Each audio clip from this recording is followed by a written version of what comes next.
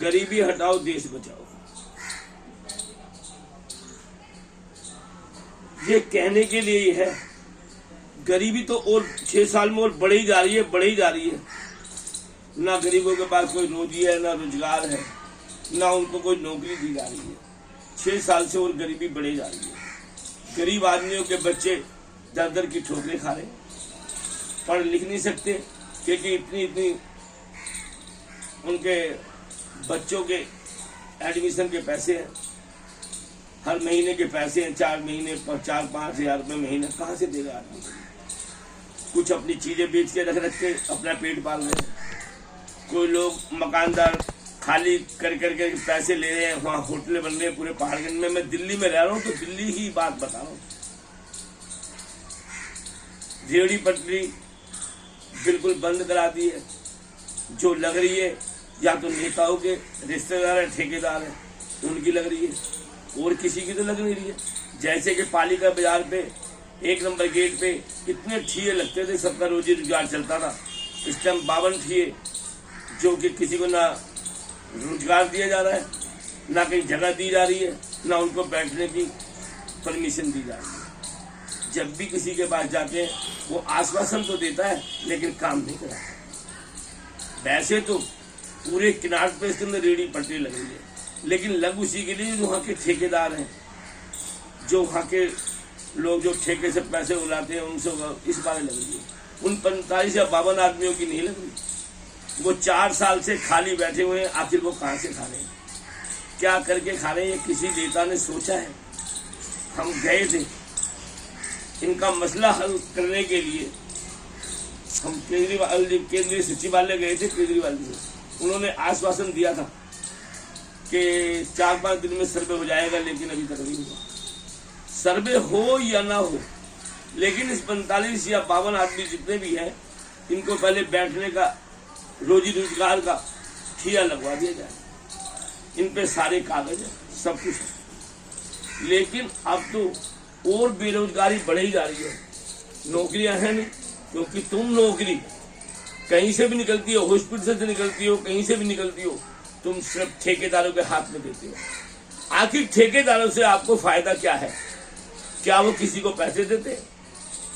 ये बच्चों से छोटी से छोटी नौकरी में भी 1.5 लाख रुपया मांग लेते हैं नौकरी लगाने का, और उसकी भी कोई गारंटी नहीं है कि 2 साल बाद खत्म हो जाए, 1 साल बाद खत्म हो जाए, 3 साल बाद खत्म हो जाए, इसकी कोई नहीं। इस करके हर बच्चा या कोई भी बुजुर्ग आदमी, मैं बालकृष्ण सैन, मैं भी ये सोचता हूँ कि रेहड़ी पटरी लगाऊं, अपने बच्चों का गुजर बसर करूं।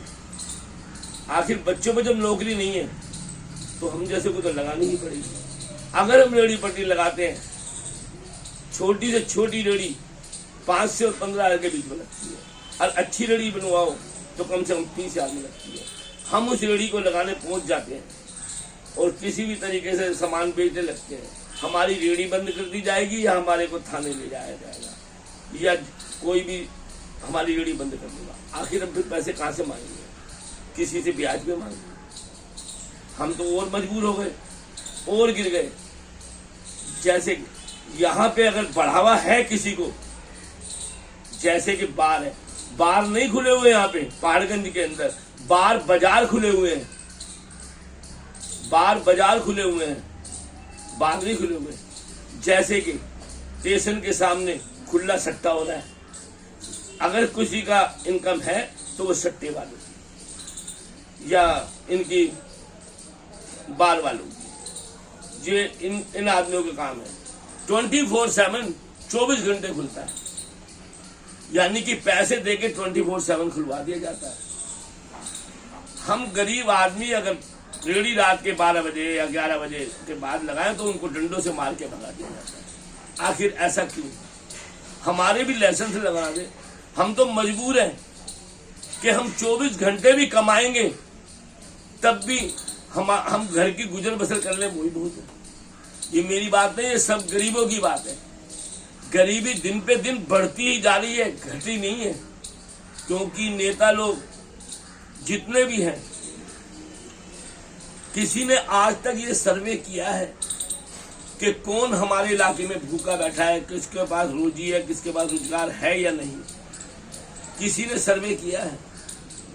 ये बच्चे इधर उधर भटकते रहते हैं, 12वीं पास करके पढ़ नहीं पाते, तकरीबन तो गरीब के बच्चे पढ़ नहीं पाते, 10वीं पास करके भी पढ़ नहीं पाते, क्योंकि उन पे पैसा नहीं है, उन पे खाने पीने के लिए नहीं है।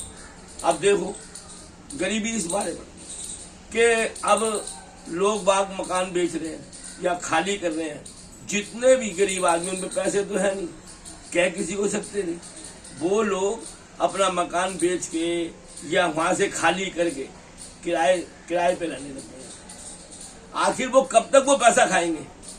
आखिर एक दिन फिर बेचारे भीख मांगने की नौबत आ जाएगी। ऐसे कोई भी राज्य सरकार हो, मैं तो फिर बोल रहा हूं दिल्ली में, तो दिल्ली की बात बताता हूं, ये हमारी दिल्ली सरकार को सोचना चाहिए आखिर गरीबी पे शिकंजा कैसे कसा जाए, गरीबी कम कैसे करी जाए। सबसे पहले इन ठेकेदारों को हटा दिया जाए, जहां से नौकरी मिलती है पहले बच्चों को नौकरी दी जाए, फिर जाके कोई कार्य। ये नहीं अब देखो बढ़ावा पहाड़गंज की सट्टा खुले आम हो रहा है, बार बाजार खुले हुए हैं, देखो जो 12 बजे तक खुलते हैं, 1-1 बजे तक खुलते रहते हैं, और कोई आम आदमी गरीब आदमी कहीं पे दारू बेच रहा है उसको पुलिस पकड़ के ले आती है। और ये जो 12 बाजार खुले क्या पैसे देके खुले हैं? तो इनके वो लोगों को भी लाइसेंस बना दे। अगर किसी नेता के हाथ में ये बात नहीं है, हम कितना भी कहें कि हमारा देश आज सबसे आगे है, सबसे उज्जवल है, सबसे अच्छा है, जब तक इस देश का गरीब आदमी सही नहीं है तो देश सही नहीं है। सबसे पहले इन गरीब आदमियों को नौकरी देने की काम करें। इनको हर नेता को अपने इलाके में जाकर देखना चाहिए क्या हो रहा है क्या नहीं हो रहा है। ये नहीं ऑफिस खोल के बैठ गए हो, आज बिल्डरों के साथ टच हो, कल किसी और के साथ टच हो, आज मकान खाली करा रहे हो, अपनी बिल्डिंगें बना रहे हो, अपने होटल बना रहे हो। समझे, पहाड़गंज में इतने अनऑथराइज होटल है कुछ कहने की हद नहीं, जो फ्लैट बना के देते हैं और जाकर के होटल बना देते हैं।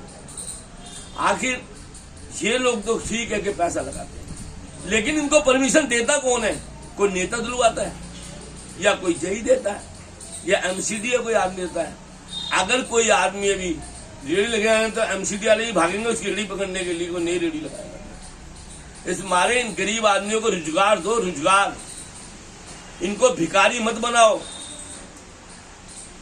कि हम आज से मेरे ख्याल से 20 या 25 दिन हो गए हम केजरीवाल जी के पास गए थे एक समस्या लेके कि 45 आदमियों को रेहड़ी पटरी लगाने का वो तो उन्होंने कहा था 5-6 दिन में सर्वे कर देंगे, लेकिन हुआ नहीं।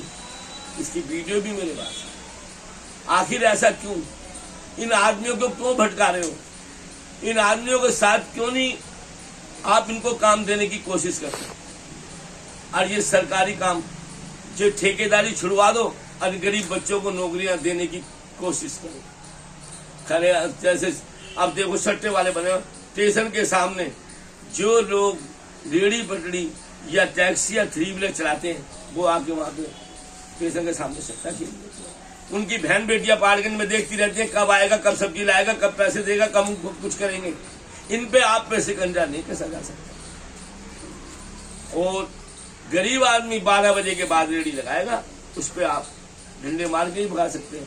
24/7 24 घंटे खोल दिया है बाहर से आने वाले का। देखो दिल्ली के उनको कोई टचिंग नहीं है क्योंकि वो पैसा देते हैं।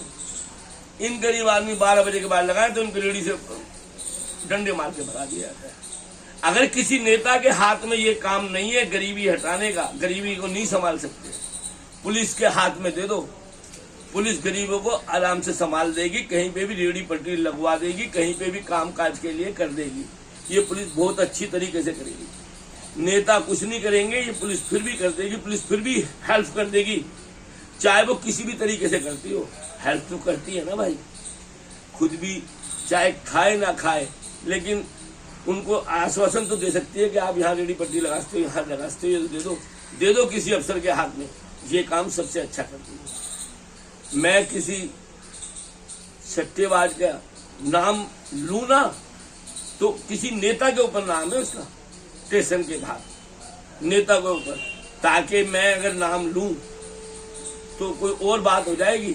जब आप वहां पर जाके पूछेंगे ना किसका नाम है, कौन सट्टा करा रहा, तो आपको उसका नाम पता पड़ जाएगा। मैं इसके आगे कुछ नहीं कहना चाहता।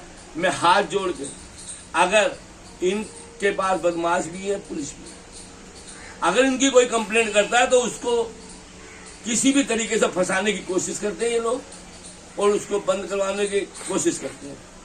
इस मारे मैं हाथ जोड़ के कहना चाहता हूँ, मैं कोई ऐसा नाम नहीं लेना चाहता, ना ही मैं कहना चाहता।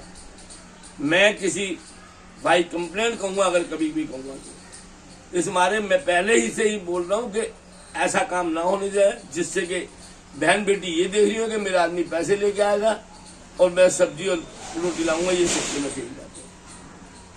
सब भाई, सब पुलिस वालों से भी हाथ जोड़ के अनुरोध है, सबसे अनुरोध है, नेताओं से भी अनुरोध है, जो ये 62 सीटें 60 सीटें लेके आए हैं, ये अपने कार्य को करें, अपने अपने इलाके में भूखे घूमे, ताकि गरीब आदमी को देख सके कैसे खा रहे हैं, कैसे पी रहे हैं।